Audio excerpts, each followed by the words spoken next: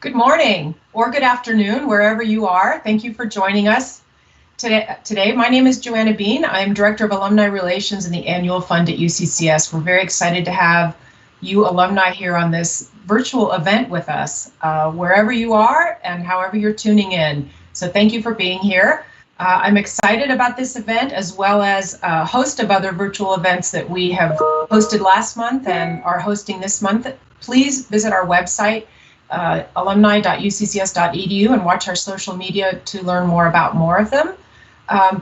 We this morning have our Chancellor and Senior Vice Chancellor here to talk with you about UCCS. I want to point out that we have a chat up on YouTube where we'll be taking questions later this morning in a few minutes. And right now, with no further ado, I would like to introduce Martin Wood, Senior Vice Chancellor of UCCS. Thank you, Joanna, and good morning or good afternoon to all the folks joining us, depending on where you're living. And Chancellor, welcome, and thank you for taking a few minutes to talk about what's going on at the university and where we're going in the future. Let me begin my questioning by asking you, you've been leading this effort for the last several months during this pandemic to think about what does fall look like and how does the opening of the fall semester look like at the university. What can we expect in terms of what will look the same and what will look different? Talk about what's going on at the university in the future. Martin, thank you for the opportunity to connect with the alumni. First of all, I want to tell the alumni thank you for coming on this call and listening to what we have to share with you. We are being censored. America's news out. Jared, can you mute?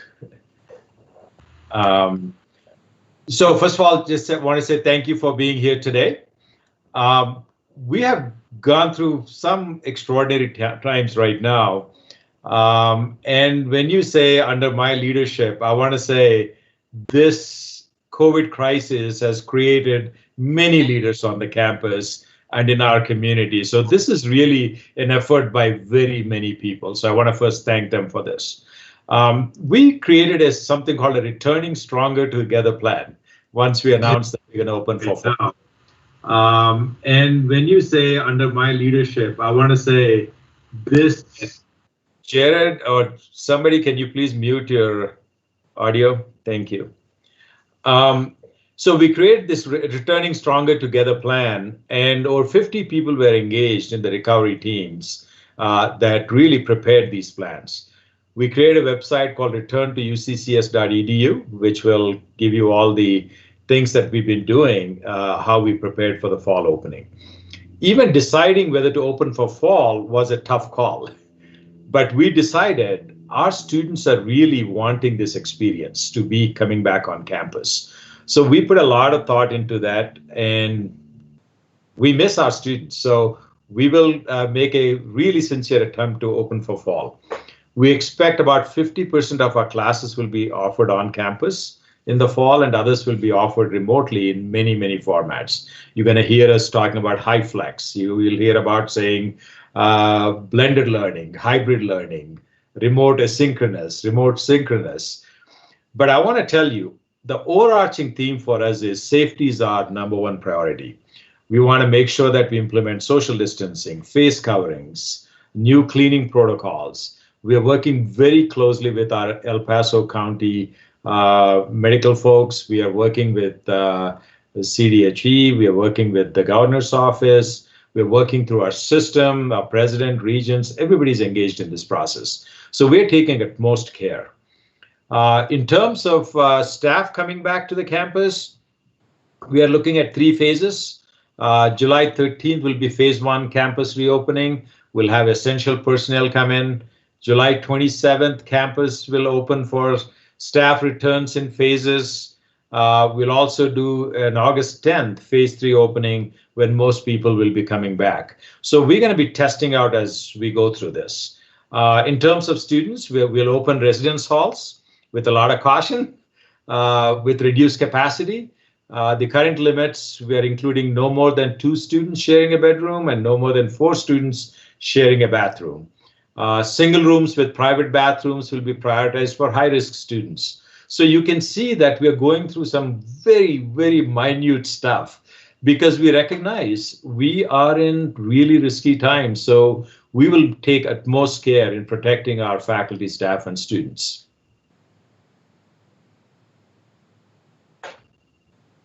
Well, thank you. That's obviously a pretty complex plan going forward with lots of moving parts. So good luck with that. So obviously we are in the middle of a global pandemic, and in the middle of this pandemic, we also had some social upheaval around an issue of social justice across this country. My question for you is, what role does UCCS play in these particular sensitive issues going forward? So as you know, UCCS has always been a community asset. I mean, we always stayed engaged with the community ever since our beginning back in 1965, when Dave Packard of Hewlett Packard said, if you put a campus in this city, I'll build a plant. So we never left that. We stayed true to our roots, and we continue to engage with our community in many ways, not just about the social injustice issues. So we, for example, our UCCS BioFrontiers Lab worked with El Paso County in creating these 3D hooks for the masks through 3D printing. That was such a cool project to be out there, and we shared those news with you. We're also researching in this. UCCS faculty are conducting research on the pandemic's effect on young people's well-being, which is so important these days, because I actually feel like the mental health issues are only going to go up because of COVID-19. And we are very fortunate that Lyda Hill Foundation gave us an $8 million challenge grant. That means we need to match the money to establish the National Institute for Human Resilience. In fact, they hit the ground running.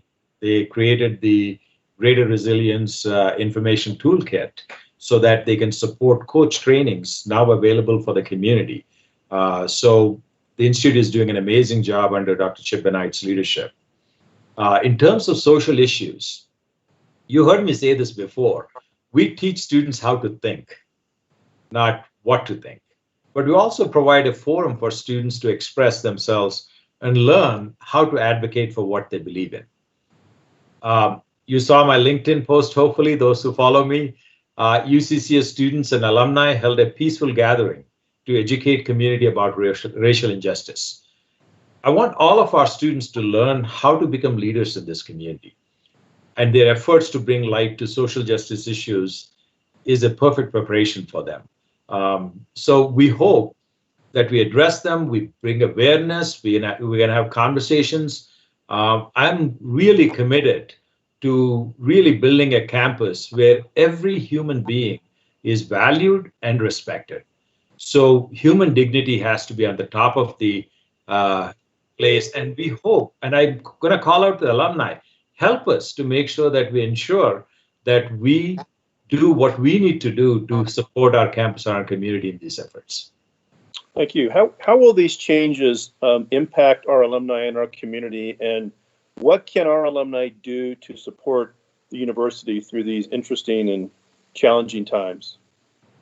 First of all, I want to say you know how much I love our alumni, and even as the Dean of the College of Business, we started the efforts with help from a couple of alumni in building the alumni for that college, and we continued that efforts. And I want to give a huge shout out to our alumni office, which has just accelerated those efforts in the last couple of years. So I want to give a shout out to Joanna Bean and her team for doing a phenomenal job.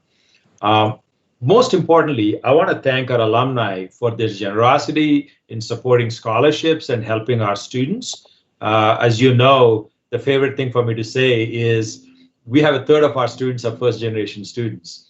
Every time you support one student, you just help their entire future generation to go to college. That's powerful. So I just want to thank you first. And when you come to our campus, make sure that you're wearing masks and maintaining your social distance. But we want you to come and visit our campus. So don't forget us, even during COVID times. Once we open, please come and visit us. And I do want to say specifically a special thank you to all the alumni who took time to write notes to our prospective and admitted students. That meant a lot. You don't even know how much impact you had made when you took a little time to write that note and give our students the confidence, the experiences they're going to have at UCCS. So thank you for that. Also, feel like many students right now are sitting on the wall saying, should I take a gap year or should I go to college? If anybody you come across those, encourage them to go to college. I'm obviously completely biased being an educator, but a student who gets an undergraduate degree goes on to make $1 million more over their lifetime compared to somebody who doesn't have an undergrad degree. The jobs that are going to come out tomorrow have not even been invented today. So we need to prepare our students to take on those advanced jobs, prepare them in technological, innovative ways. So a college education is becoming more essential. So tell them not to sit on the sidelines and watch it. Even if classes are remote, sometimes take them. Make sure that you continue your success path.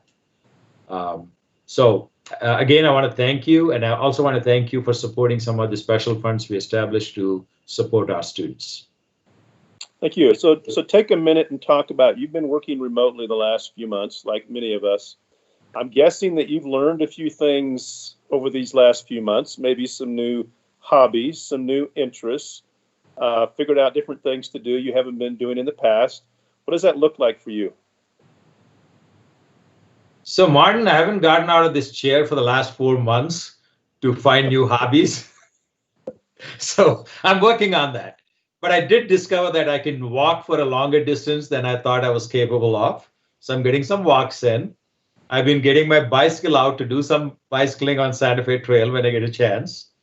And since Lata is not here in the room, I can share with you, I'm doing a lot of cooking for her. Okay. Hey. I believe. All right, I'll take back the last one. So getting close to family was a great thing. Our daughter came and spent some time with us from New York with her fiance. So I think that was great, spending a few weeks with them. I think it's been a good experience, but it's been very different. Yep. So final question. I think a lot of folks have discovered some silver linings during the pandemic. I'm curious, as you think about what you've kind of seen as positive things coming out of what we've been dealing with the last few months, what do you see as silver linings either for yourself or for the university going forward? So anytime you're in a crisis, it's really hard to get yourself out of that and think about the silver linings, for sure. But I got to tell you, we have a very positive campus, and people have been not only working hard to take the crises, but we did not lose sight on our strategic plan, which has been approved this year. We stay focused on some of the key things like online learning and cybersecurity. So we have not lost focus on the long run. We are not an overnight institution. We are learning to use new technologies and becoming more efficient. Usually universities get criticized that we don't move fast enough. I got to tell you, when the COVID hit, our faculty and staff switched to remote within a week. 85% of our classes went remote in a week. So we know we are capable of a lot of things. So you'll see more of that happening. We hold town halls every month now. We already did 3 of those. And the last town hall, we had over 800 people. We can't even fit so many people on campus in any room. So I think technology has allowed us to talk to a lot of people. What we're doing right now, reaching out to you and talking to you, we couldn't have done that. And I know many alumni are also participating from all over the nation, which couldn't have happened without technology. We held the CU trustees event on Zoom. We had probably the highest participation in it because people didn't have to leave their homes to come to Colorado. So over 400 participants in that. So we can do those things. Remote learning could revolutionize what higher ed looks like in the future. We're going to explore those. Remote working could strengthen diversity because we can bring candidates from anywhere in the country or the world and will increase diversity in the workforce. It could also remove barriers to individuals with disabilities who can work from home. I think that's powerful. If we make it through this, I do see better days ahead because we're going to apply all the lessons we're learning through the pandemic And we will commit to becoming more innovative and efficient. And maybe we have to build one less building because we will figure out how to work from home and be more productive. So I see a lot of silver linings. We just have to be patient as we take the lessons and get to that. Well, thank you, Chancellor. That concludes our formal interview. A lot of good insight and good information to share with our alumni. I'm now going to turn it back over to Joanna to see if we have any questions for the Chancellor. Thank you both this morning. And as you mentioned, we have plenty of time for questions. If any of you on this event today want to ask some questions, please go to the YouTube channel. I did want to follow up a bit with what the Chancellor talked about in terms of silver linings. We too have worked hard in the last couple of months to see the opportunities that the pandemic presents to us. And an event like this is a perfect example where we maybe could have or should have been thinking more along these lines. And here we are with different kinds of events and communication that we hope broadens our ability to serve and connect alumni, which is really core to what our team wants to do for the alumni community. We have a great question actually that speaks to that, which I will pose to you both. When will alumni be able to attend, say, a UCCS athletic event or an arts event or any other type of event on the campus or open to the community? Martin, you want to take that? Well, it's one of the many questions we get asked all the time, is for people to give them dates and windows when things are going to get back to normal. And unfortunately, this is one of those categories of to be determined. As the Chancellor mentioned, we take our guidance from El Paso County Health, the Governor's Office, and the CDC on being able to gather groups and hold events and the sizes of those events. And so at this point, we are working hard to look at possibly doing some combinations of small events where there could be a small group of people potentially on campus, but mostly it'll be virtual. And I think going back to what the Chancellor said about technology, I think going forward as we do campus events on campus, I think we will try to always have a virtual component tied to that, because there's always a core of people who would prefer to attend something virtually for whatever reasons. And so we're hopeful that by mid-fall we can get to some of these things, but that's going to depend upon how the pandemic plays out in the next few months and what all the different health agencies advise us. I think, too, one thing that I want to note is we really miss seeing alumni in person.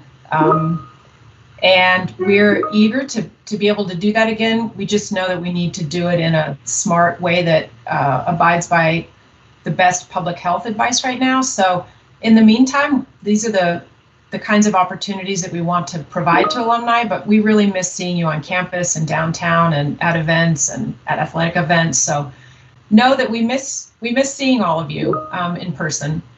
We have another question. Are there certain types of classes you're prioritizing to have on campus now versus online, or events as you look ahead to fall, especially? Absolutely. I think there's a lot of work being done. It's just not a matter of saying which classes we're going to have or not based on capacity. We're thinking different right now in terms of how we prioritize classes. For example, think about all the freshmen out there that are coming in. They're so looking forward to a campus experience, right? It would be important to prioritize the first year experience for them. But we're also looking at classes like laboratory class courses, upper division specialized courses and capstone courses, studio courses, and courses that require specialized on-campus equipment. So there are lots of things that every college faculty are figuring out which classes make the most sense. So we're going to prioritize those for those students, and then we're going to start opening up for others. But really, my heart goes out to the first year students, because you know how it is when you go into college. It's such an exciting time. So we hope that we can accommodate most of them. but it'll be a challenge. Thank you. We have another question that I think both of you might want to answer. That is, how can the community support UCCS in other ways? Or in multiple ways? Well, I think a couple things off the top of my head. One is to understand what the situation is at the university and understand the complications and the complexity of what we're trying to accomplish. I think we will be looking at all options into the future as how we can educate students. And that could mean, for example, some things that we do off campus and some things that we do at other facilities. And so any support there can be helpful to us. However, the community can help us through enrollment management is a very significant one. All universities right now are struggling with bringing their enrollment in for the fall semester because of all the uncertainty that we're all facing. And as the Chancellor mentioned, a lot of students are on the fence right now trying to decide what they're going to do and what they're not going to do. Whatever our alumni can do, as the Chancellor said, to encourage students and their families to come back to campus and to talk to their students and talk to other people about what that looks like when you come back in terms of being realistic about what the experiences you're going to have, really practice all the safety precautions going forward, because our ability to stay in school and keep things open is going to be in direct relationship to people practicing all the appropriate safety protocols. I do want to remind folks that we get only 10% funding from the state. That means the way we look at it is two things. If you look at the kind of student population we serve, I just shared with you, first generation students, Pell eligible, low income students, 20% of our students military. So they need a lot of help, whichever way it can be given. So for our goal is to help those students succeed, but we cannot do that without resources. So my heart goes out because without resources, we won't be able to support them because we help them a lot. There's a $7 million gap between what the students need and what we're able to offer them in scholarships. So you're already helping. If you can spread the good word of the good work UCCS is doing to support students, that'll be powerful. A second piece I would say is I would really like to spend more time on creating a mentorship program at a much broader level. We do some of that, and those students from the business school alumni, you know that you've been doing that for the business school, but I would like to figure out a way to do it broadly across the campus. And so I hope that we together sit down and figure this mentorship out, because just like we're all sitting in our homes, the students are also sitting in their homes. So this is the time to help them either get peer mentors or mentors in their area so that we can keep them focused on their progression through college. So I think that would be very helpful as well.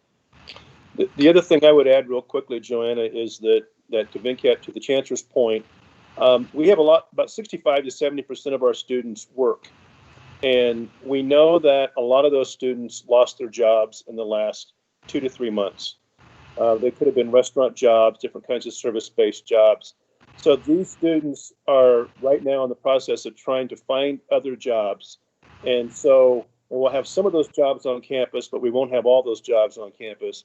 So again, we have emergency funds set up as well as scholarship funds set up, and any support we can get from our community and our alumni to help give those students a little bit of a boost when they come back to be able to continue their education would be very helpful. Thank you both. We have a few more questions coming in, and I just want to note that if we don't get to your question, one of us in the alumni office will respond. We'll get back to you on the YouTube channel or figure out another way to respond if we don't get to all of these questions. We have a question about clubs, whether clubs will resume, and then also a question about if the trends continue with the virus into the fall, will more classes switch to remote or online learning? How are you planning for the fall and thinking about beyond August and September? So the way we are programming for fall is, I just shared with you that within a week we were able to switch out remote with a lot of chaos going on at that time. So the way we are preparing is for all counts, they are expecting a resurgence. I hope it doesn't happen. But if it does happen, we have already got everybody psyched up that we will go remote overnight if we need to. So I think that's the kind of preparation we are trying to make so that students don't miss a beat. A really important thing we did is we are loaning out Chromebooks for our students because many students can't afford to buy a computer. So the university is loaning Chromebooks for free with loaded software on it. So the student can be moving from an on-campus class to a remote class of the same one, just like that, because they got the equipment and we are preparing them technically to take that on. So we are preparing faculty, we're preparing staff, we're preparing students to switch out as fast as they can. Another preparation, some schools are going to remote after Thanksgiving. We have decided against that. So we're going to stay open even after Thanksgiving because with this resurgence expected, it could happen anytime.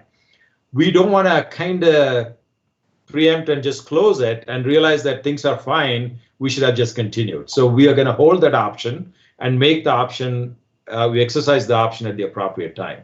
So we are doing a lot of preparation in case things go south. Could you address clubs? Oh, the student clubs, I think that everything will continue the way it is. But at this point, we are trying to caution a lot how you need to follow all the healthcare guidelines. And my hope is we'll continue some of the bigger clubs remotely, and we'll work through our student affairs office in providing continual guidance. Things are changing by the minute. And so we will make sure that the students are informed how we are doing that. Thank you. We're getting close to the end of our time here, and I want to offer a couple quick notes to alumni who may be interested. We do have a virtual event coming on July 14th at 4 p.m. with UCCS professor Stephanie Rose Spalding. She's going to talk about the work going on in the West Department around social justice and other issues. And later in the summer, we are going to have a similar event to this with Jeff Green, the Chief of Staff for the City of Colorado Springs, talking about how the city will move forward. So watch for those in your inbox and on social media. Thank you for all your questions. And I wanted to turn it back over to both of you for any closing thoughts. I will yield to the Chancellor. Well, I just want to say your university is working very, very hard. Everybody is working hard to ensure the safety of students, faculty, staff, figuring out ways to support the community. So just be assured that we are doing our best to help. I'm just grateful that you are participating in this call. I'm just kind of feeling bad that I couldn't be there in person with you to see you and visit with you. But this is the second best thing we could do. So thank you for participating. I hope you continue to stay engaged with the campus and continue to check how we're doing and also tell us how we can help you in the process. The best thing I can say is thank you for all the support you give us. We appreciate the generosity you show. We appreciate the moral support you give us. So please stay connected and thank you, thank you, thank you. Thank you both, and we'll try to get you back online and an event like this later in the fall, and you can tell us how things are going as we move into the fall on campus. Thank you, all of you who've tuned in today, and thank you both, Martin and Chancellor Reddy. Have a nice long weekend. Thank you. Bye-bye. Thank you. Bye.